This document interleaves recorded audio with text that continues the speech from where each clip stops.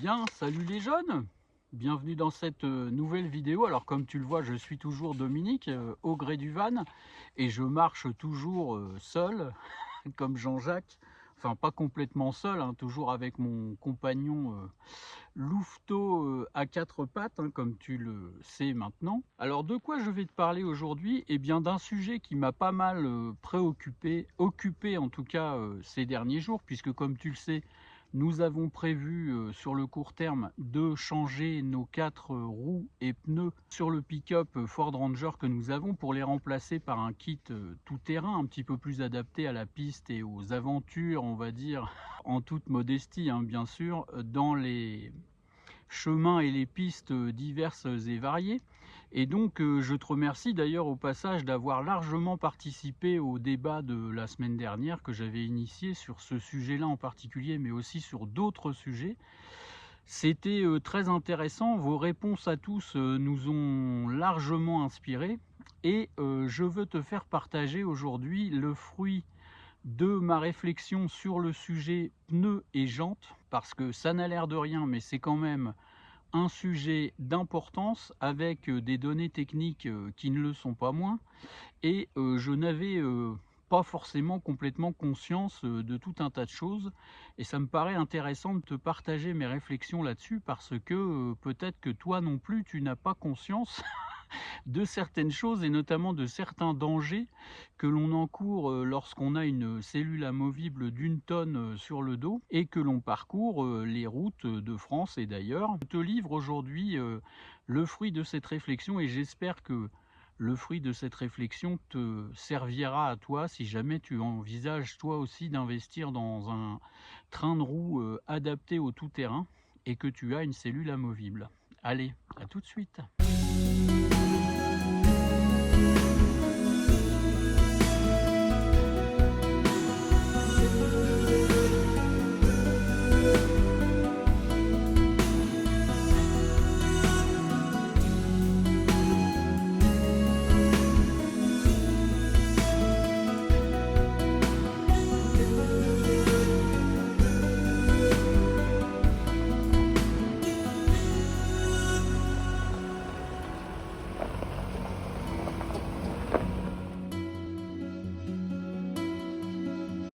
Bien, alors donc concernant les pneus et les jantes sur un pick-up 4x4 comme le nôtre, on pourrait se dire que c'est assez facile de changer tout ça et de les remplacer par des modèles un petit peu plus performants en mettant des pneus tout-terrain tout simplement.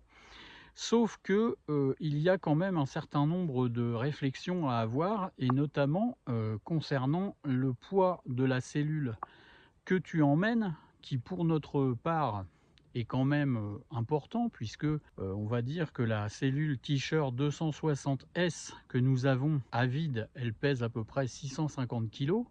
Alors tout dépend des options, ça peut plus ou moins varier en fonction de ça, mais disons qu'on est à peu près dans cette moyenne-là. Le poids à vide, c'est une chose, c'est très intéressant, mais ce n'est pas le poids que tu as derrière toi lorsque tu voyages, puisqu'il faut rajouter notamment tous les pleins, tout le matériel que tu emmènes, les fringues, les appareils divers et variés, appareils photo, ordinateur, quelquefois guitare pour ce qui me concerne, matériel de cuisine, éventuellement batterie autonome, etc. Enfin bon, ça commence à faire pas mal de matériel, et du coup quand on fait le total de tout ça, on arrive assez vite fait à la tonne pour ce qui concerne la cellule, qui, comme je te le disais à la base, pèse à peu près 650 kg. Si tu ajoutes à ça les deux adultes, le gros chien et puis la belle-mère éventuellement, eh bien ça finit par faire un poids quand même assez conséquent. Ça risque de te mettre largement en dehors des clous par rapport à la législation et à la loi qui s'impose à tous sur la route. Et évidemment, les pneumatiques étant à peu près le seul lien que tu aies avec le bitume, avec la route, eh bien il faut quand même réfléchir à deux fois dans ce que tu achètes et dans ce que tu décides de monter sur ton pick-up. Alors peut-être pas sur ton pick-up tout court, mais sur ton pick-up équipé d'une cellule amovible, et notamment d'une cellule amovible T-shirt d'un poids conséquent comme la nôtre, parce que évidemment le poids de la cellule change quand même considérablement la donne par rapport à la monte d'origine des pneus que tu as sur ton pick-up. Ce qui importe surtout, c'est la liaison au sol que tu as, compte tenu du matériel que tu as. Et alors évidemment, moi quand je suis parti billet en tête sur l'idée d'acheter 4 BF Goodrich, et puis je me suis dit on va mettre la même dimension que la dimension standard du véhicule et puis tout ira bien. Alors oui, tout ira bien à peu près, jusqu'au jour où tu te retrouveras sur une piste avec des gros cailloux et puis des ornières un peu partout. Donc si je prends l'exemple de notre Ford Ranger, il est équipé d'origine de pneus Continental, qui sont des pneus route, qui ne sont pas forcément des pneus adaptés à la piste ou au tout-terrain, bien que ce soit un pick-up 4x4. Et ces pneumatiques sont de la dimension suivante, je te mets le descriptif en bas de l'image là, 265 60 R18 avec un indice de charge de 110. C'est un pneumatique standard, on va dire, qui est tout à fait adapté à l'utilisation du pick-up en temps ordinaire. Si tu emmènes quelques palettes dans ta benne et puis quelques agglos, quelques sacs de ciment, tout va bien, no problemo.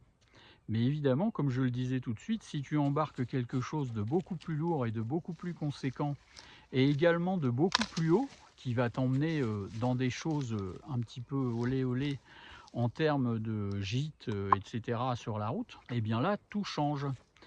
Et ce que je m'étais dit au départ, c'est-à-dire que j'allais reprendre exactement la même monte, la même dimension, on va dire, sauf que j'allais mettre à la place du Continental du BF Goodrich, comme tu me l'as largement conseillé dans les réponses que tu m'as faites lors de la dernière vidéo, que je te remets ici si tu ne l'as pas vue, parce que ça peut aussi t'intéresser. Il y a pas mal de questions que j'ai posées sur différents plans techniques, et il y a aussi dans les commentaires beaucoup de réponses très intéressantes. Je te remercie encore au passage de me les avoir faites. Donc ce que je te disais, c'est qu'il ne suffit pas simplement de changer de marque et de mettre des pneus avec des gros crampons dessus ou qui ont un profil baroudeur pour que tout se passe bien. Parce que en effet, tu as des contraintes qui sont avec la cellule amovible, et notamment la nôtre qui est un modèle super lourd et super encombrant et haut. Tu as des contraintes techniques qui ne sont pas celles du propriétaire et du conducteur de 4x4 de tous les jours. Alors je vais éviter de rentrer dans toutes les considérations techniques, je suppose que tu sais ce que c'est qu'un pneu, et si tu ne le sais pas, eh bien je t'invite à aller visiter un certain nombre de sites ou à regarder un certain nombre de vidéos qui sont très explicites sur le sujet concernant les 265, 60, 18, 265, je te le dis rapidement, c'est la largeur de la bande de roulement. 60, c'est la hauteur du pneu. Et 18, c'est le diamètre du pneu et donc de la jante qui va avec.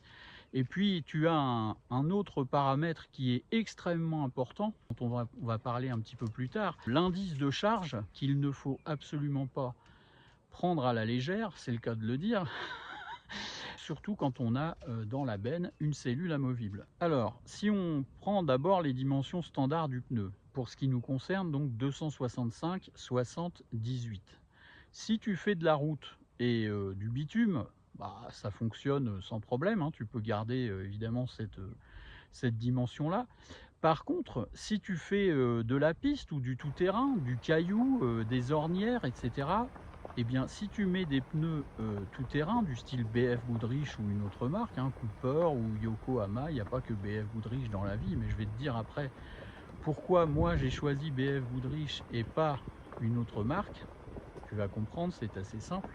Donc si tu fais du tout-terrain, eh bien tu vas être amené notamment à dégonfler tes pneus pour éviter de les bousiller simplement, et pour que le profil du pneu épouse les roches que tu vas rencontrer sur ton chemin, et que tu ne te retrouves pas avec une grosse galère avec un gros pic planté dans ta gomme à un moment donné. Et ce à quoi je n'avais absolument pas réfléchi, c'est que sur la montre d'origine de mon Ford Ranger, on a une hauteur de pneus qui est de 60.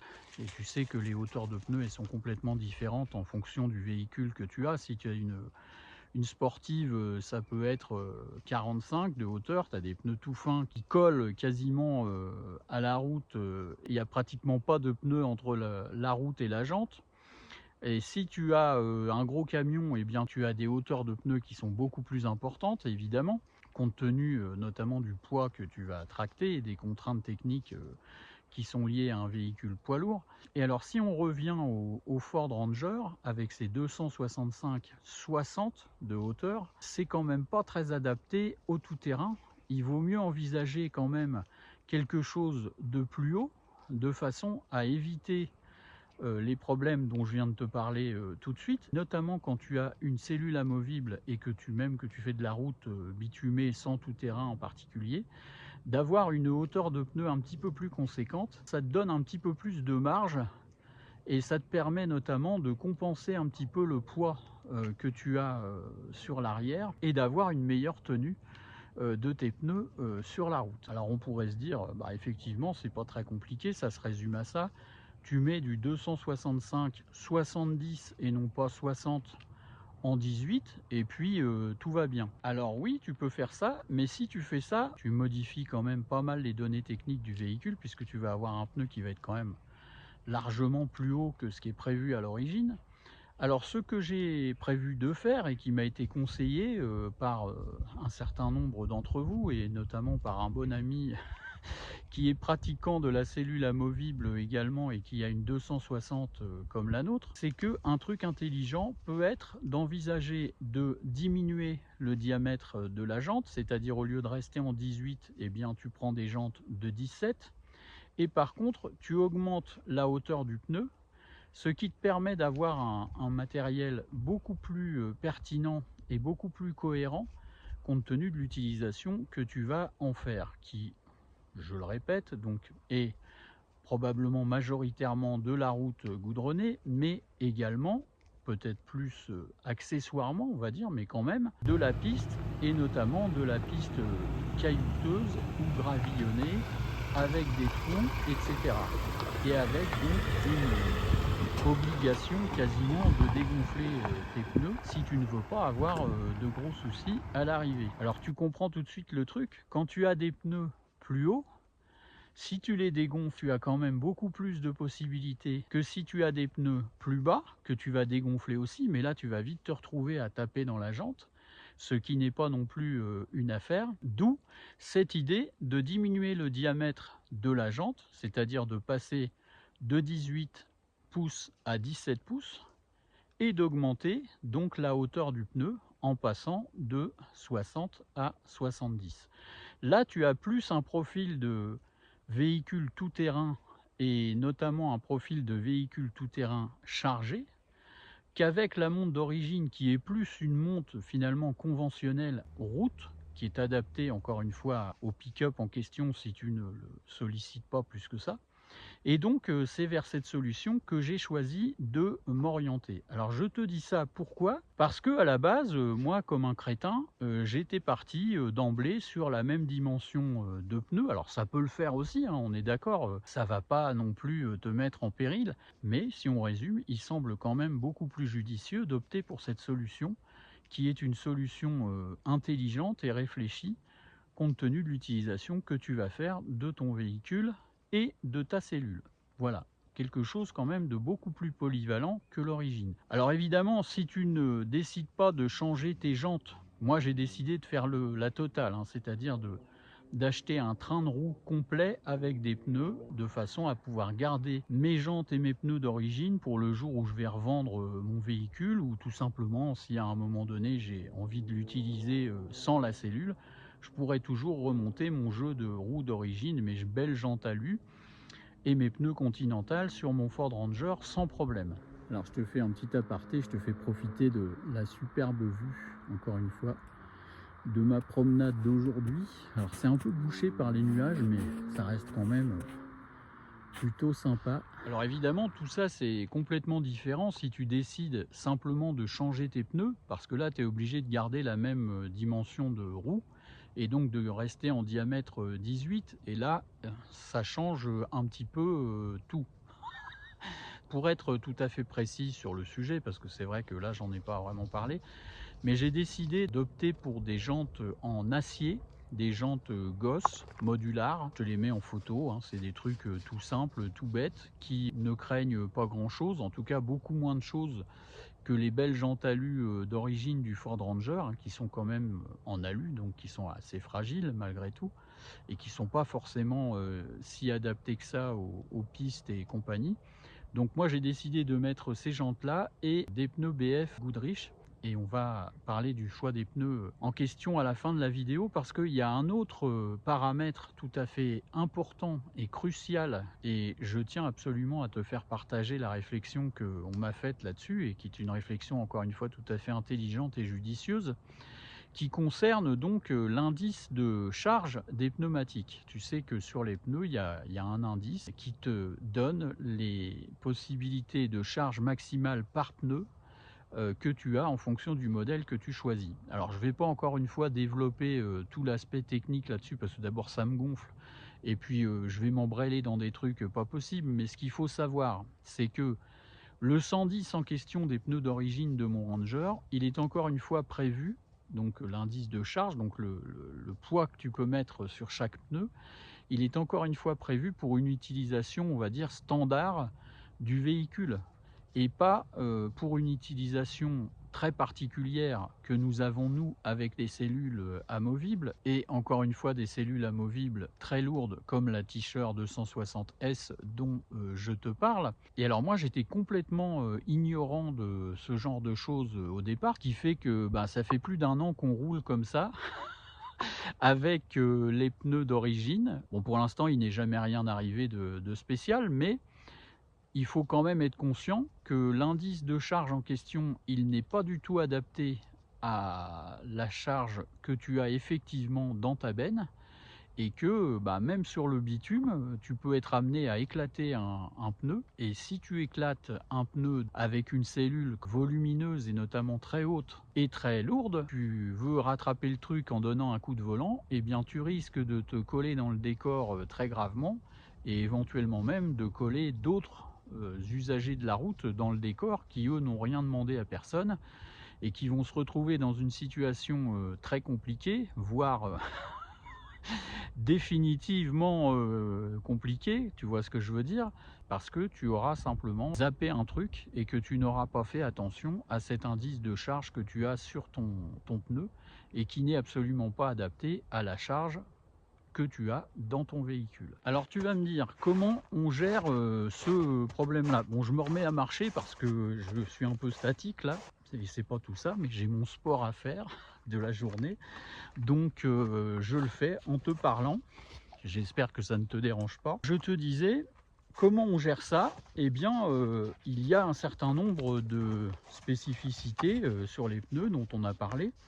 Et l'indice de charge en question, il est variable. De la même façon que tu modifies le diamètre du pneu et sa largeur et sa hauteur, éventuellement, sur la nouvelle montre que tu vas choisir, tu peux aussi choisir de modifier l'indice de charge en question, et de mettre un indice de charge qui soit en relation avec ce que tu transportes et avec le poids que tu emmènes dans ta benne. Alors l'indice de charge maxi que j'ai trouvé sur les BF Goodrich, c'est 118-121, et là, alors je te mets le détail technique et la différence, parce que je ne l'ai pas en tête, je vais te la noter dans la vidéo, que ça peut faire sur chaque pneu si tu augmentes l'indice de charge dans les conditions que je viens de te dire, c'est-à-dire si tu passes de 110 à 118-121, tu vas voir que les contraintes que tu imposes à tes pneus sont quand même très différentes,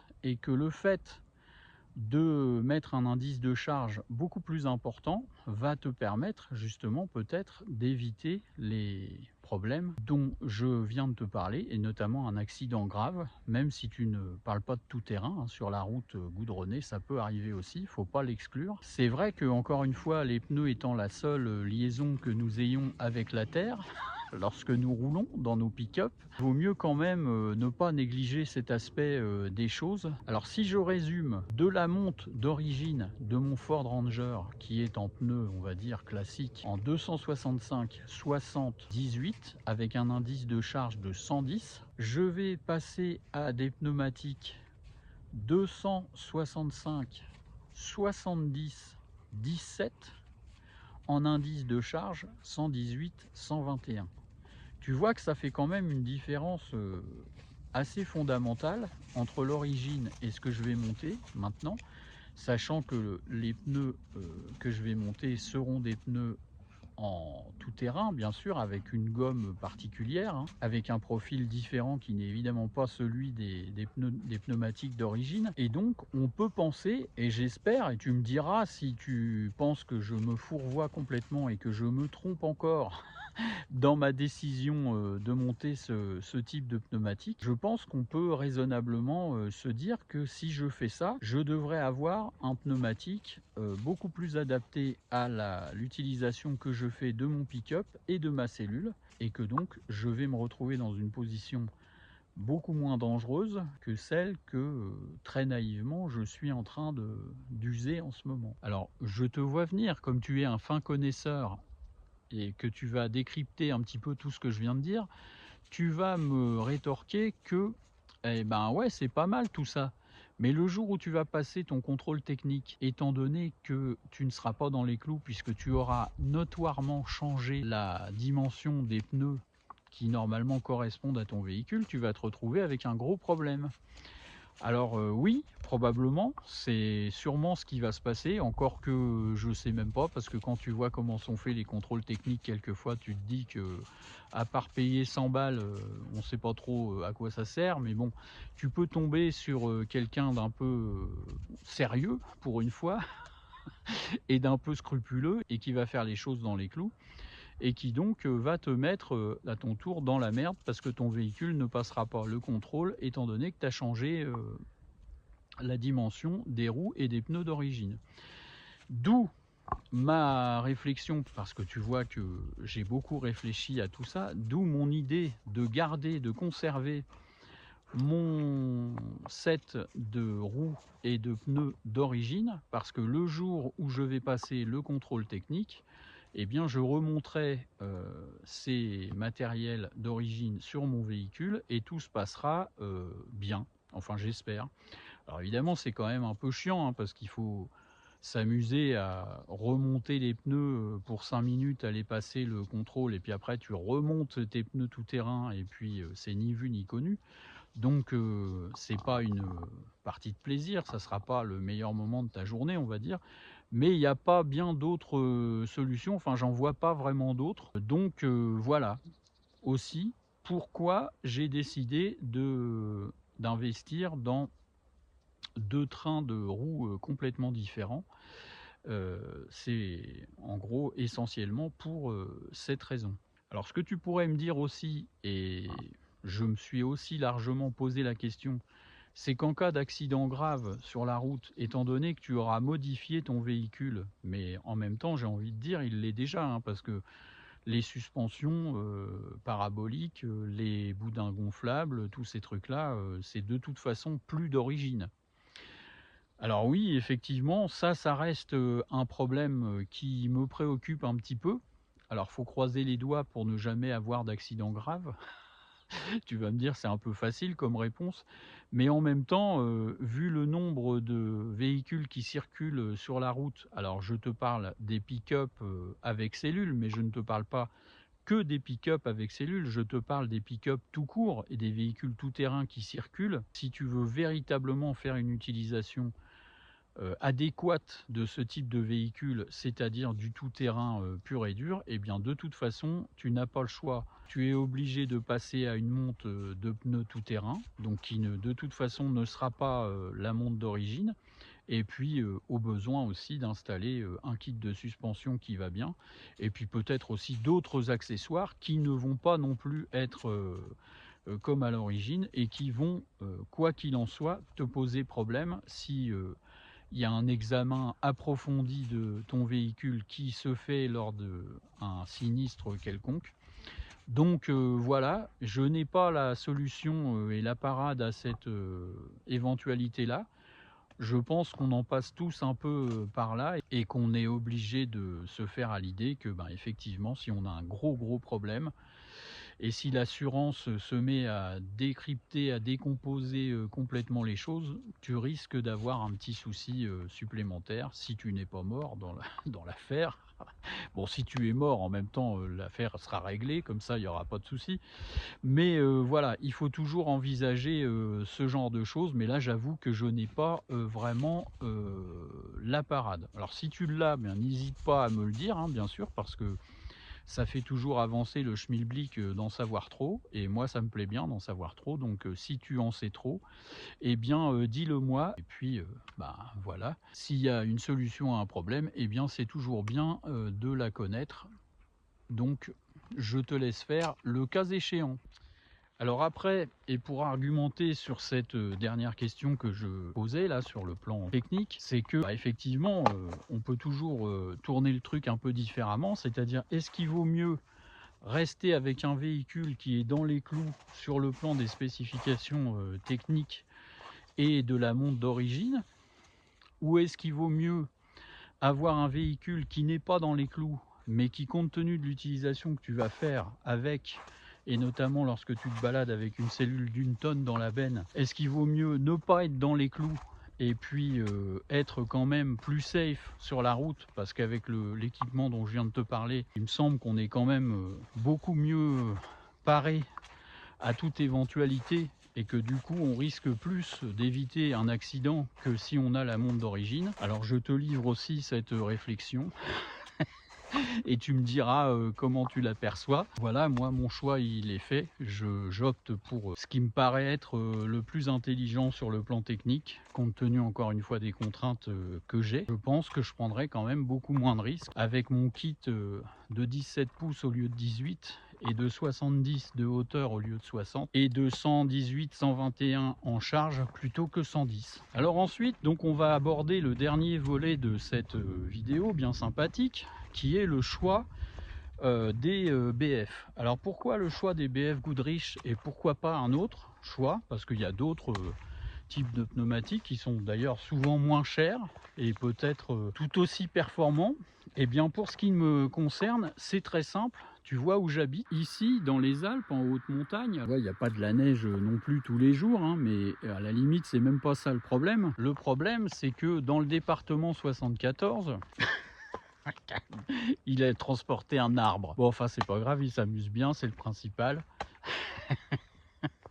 Qu'est-ce que tu fais? Dis, qu'est-ce que tu fais avec ton arbre là? Tu vas ramener du bois pour la cheminée? C'est ça que tu vas faire? Je reviens à mon sujet. Pourquoi le choix des BF Goodrich et pas une autre marque? Eh bien, c'est parce que dans le département de la Haute-Savoie, 74, pour ne rien te cacher, nous sommes soumis à la loi montagne. Alors la loi montagne, qu'est-ce que c'est? C'est que entre la fin novembre et la fin mars, on doit être équipé de pneus hiver. Tu vois?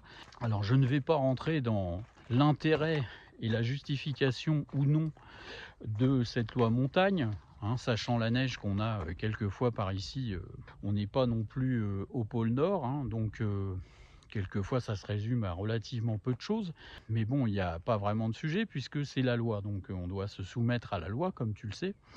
Et si on ne s'y soumet pas, eh bien on a tout de suite un petit problème, d'abord avec la maréchaussée qui peut te mettre une prune de 135 € par roue si elle a envie et que tu n'es pas équipé de pneus hiver pendant la période en question. Et puis ensuite tu peux aussi avoir un accident comme on vient un peu d'en parler, et si tu es en pneu été et que tu te casses la gueule sur la route et qu'en plus tu blesses quelqu'un ou que tu tues quelqu'un, je te dis pas les emmerdes, hein. Donc il vaut quand même mieux être dans les clous, quitte à dépenser quelques euros supplémentaires. Certes, ça fait jamais plaisir, mais voilà, c'est comme ça. Donc on doit se soumettre à tout ça. Et encore une fois, on n'est pas là pour discuter du bien fondé de la loi montagne ou pas. De toute façon, elle existe, donc tout va bien. Et alors, pourquoi le BF Goodrich et pas une autre marque? Eh bien parce que les BF Goodrich, ce sont les seuls pneus tout-terrain, à ma connaissance, qui sont conformes à la loi montagne, c'est-à-dire qu'ils sont équipés du petit sigle la montagne et le flocon de neige 3 PMS ou je sais pas trop quoi. Enfin bon, toujours est-il que ce sont les seuls pneus tout-terrain qui sont utilisables en toute saison, sans problème. Alors, est-ce que c'est super efficace sur la neige ou la glace? J'en suis pas certain, vu ce que j'ai lu, parce que c'est quand même pas tout à fait le profil d'un vrai pneu neige. Mais c'est comme ça. Alors, si tu veux pas être emmerdé toute l'année à changer tes roues et tes pneus, et justement, alors tu vas me dire, pour moi, ce serait pas vraiment un problème, puisque de toute façon, j'ai décidé de garder mes pneus Continental sur mes jantes alu, et que ces pneus Continental sur les jantes alu d'origine sont des pneus 4 saisons. Donc à la limite, si j'ai un problème avec des pneus tout-terrain, je les enlève le 1er novembre et puis je remets mes jantes alu sur mon véhicule jusqu'au 31 mars. C'est aussi une solution. Mais enfin, comme j'ai pas tellement envie de me taper ce genre de petit exercice tout à fait sympathique de se coltiner 4 roues de je ne sais pas combien de kilos 2 fois de suite, puisqu'en fait il faut les démonter et remonter les autres à la place. Je me dis que le fait d'avoir un pneu siglé 4 saisons et utilisable donc en tout temps sans avoir besoin de changer quoi que ce soit, c'est quand même un petit peu plus sympa et plus intelligent que d'avoir 2 jeux de roues différents, surtout des trucs comme ça qui pèsent un âne mort et que tu vas te faire chier à changer toutes les 5 minutes pour coller à la loi en question. Donc voilà pourquoi le choix des BF Goodrich et pas un autre, parce que j'ai compris qu'il y avait d'autres marques et notamment une qui m'a l'air plutôt pas mal, c'est Cooper. Alors Cooper, ça m'a l'air d'être quelque chose d'assez sympa, en tout cas les commentaires qui sont faits sur tout ce que j'ai pu lire à droite et à gauche ont l'air plutôt bons. En plus, ils sont moins chers que les BF Goodrich, mais le problème des Cooper, c'est qu'ils ne sont pas siglés 4 saisons. Donc, si tu achètes ça, alors tu peux, hein, c'est ton choix, tu fais ce que tu veux, mais si tu achètes ça et que tu habites en Haute-Savoie, ou en Savoie, ou en Isère, ou dans les Pyrénées, eh bien, c'est mort. Donc voilà. Alors peut-être que si j'avais habité ailleurs, dans la Creuse ou au fin fond de la Bretagne, j'aurais réfléchi les choses différemment et j'aurais fait un choix autre. Mais là, en l'occurrence, vu les contraintes dont je viens de parler, eh bien le BF Goodrich s'impose. Alors je pense que de toute façon, c'est pas un mauvais choix parce que c'est parmi quand même les pneumatiques les plus performants en tout terrain de longue date, donc là-dessus il n'y a pas vraiment de mystère, donc c'est bien. Mais c'est pour dire voilà pourquoi j'ai choisi ça et pas autre chose. Alors pour être tout à fait précis et clôturer le débat sur le chapitre pneus en question, j'ai choisi le BF Goodrich K02. Alors pourquoi le BF Goodrich K02 et pas le tout nouveau K03 qui a l'air d'avoir des performances meilleures, notamment sur sol mouillé, humide? Eh bien c'est pour une raison tout à fait technique également, c'est que si tu trouves un BF K03 dans les dimensions dont je t'ai parlé, c'est-à-dire 265, 70, 17 et surtout avec un indice de charge de 121, eh bien tu me le dis, parce que moi je n'en ai pas trouvé, ça n'existe pas a priori, ça existe dans la dimension dont je viens de parler, mais pas avec un indice de charge aussi élevé. Ça s'arrête à 114 d'après ce que j'ai vu. Et comme je ne veux pas prendre le moindre risque là-dessus et que quitte à changer, j'ai envie de mettre un indice de charge qui soit adapté. D'ailleurs, c'est une des principales raisons, hein, tu l'as bien compris, qui font que j'ai décidé de changer les pneus sur mon véhicule. C'est pas seulement pour le tout-terrain qui pour nous de toute façon va rester non pas anecdotique, mais on va rester sur des choses tout à fait classiques et on va pas faire le Paris-Dakar, hein, donc peut-être que ça se justifierait même pas de mettre des pneus comme ça à la base, mais ça se justifie au moins de les changer par rapport à l'indice de charge en question. Voilà, donc j'aurais bien voulu, mettre des K03 parce que ça m'a l'air d'être quand même une déclinaison, on va dire avec de meilleures, capacités, et caractéristiques que le K02. Mais dans la dimension en question et avec les données techniques dont je viens de te parler, eh bien ça n'existe pas.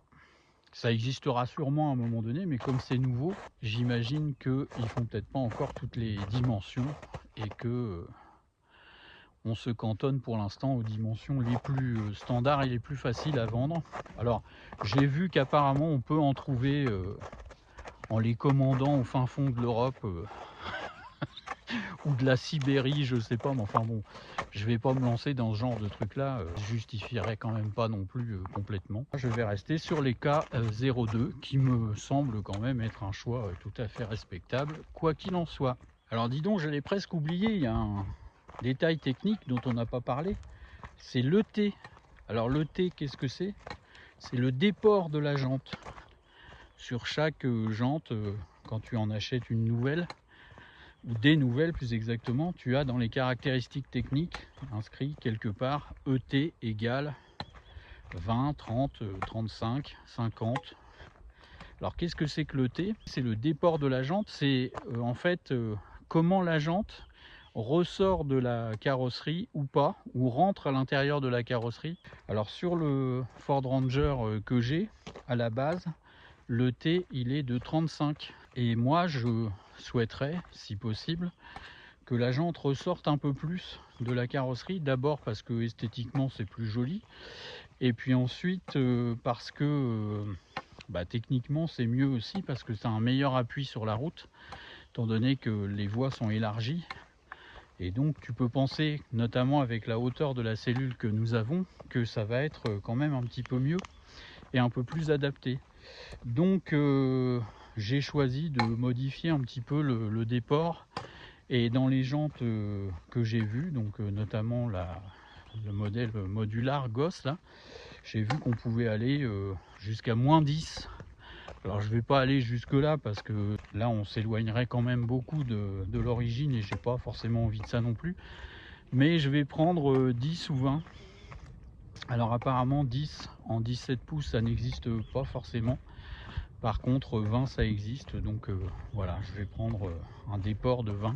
Ça sera mieux qu'à l'origine, je pense. Tu peux me dire aussi ce que tu penses de ce choix que je vais faire. Donc eh bien je vais te dire à bientôt, hein. Dans les semaines à venir il va y avoir des aventures tout à fait sympathiques, je ne t'en dis pas plus. Mais on a un programme de cinéma là qui est tout à fait conséquent. Je sais même pas d'ailleurs comment on va réussir à organiser tout ça sur le plan pratique, mais on a des demandes un peu de partout et on va pouvoir expérimenter un certain nombre de trucs, de matériel tout à fait sympa. Mais bon, je te parlerai de tout ça de façon plus précise dans les semaines qui vont venir, et puis le fait de garder la surprise, c'est pas plus mal non plus, hein, je pense. Donc je vais terminer là-dessus. Je compte évidemment sur toi pour commenter tout ce que je viens de dire tout de suite. Si j'ai dit des grosses conneries, eh bien c'est possible. Je ne suis pas un expert sur le plan technique. Je suis comme toi, je glane des renseignements et des informations à droite et à gauche et j'essaie le plus intelligemment possible d'en tirer parti. Maintenant, je peux avoir oublié un truc ou ne pas avoir vu quelque chose, même une évidence. Donc si toi tu as des avis ou des expériences différentes ou pas sur ce que je viens de dire, ou si simplement tu peux confirmer que mon choix te semble plutôt pertinent, eh bien ce sera toujours un plus et je t'en remercie par avance. Sur ce, je vais te dire à bientôt pour de nouvelles aventures palpitantes et envoûtantes. Prends bien soin de tous ceux que tu aimes. Ne remets jamais, ça c'est très important, au lendemain ce que tu peux faire le jour même, et à bientôt sur la chaîne.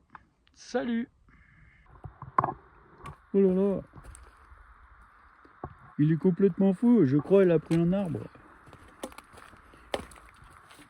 Qu'est-ce qu'on va faire avec ce machin là? Allez viens.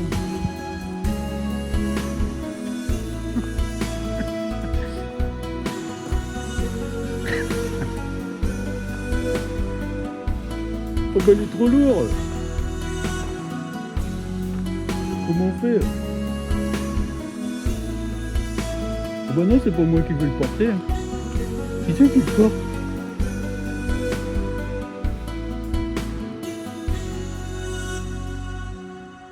Oh là là, on entend des bruits. C'est quoi ces bruits-là?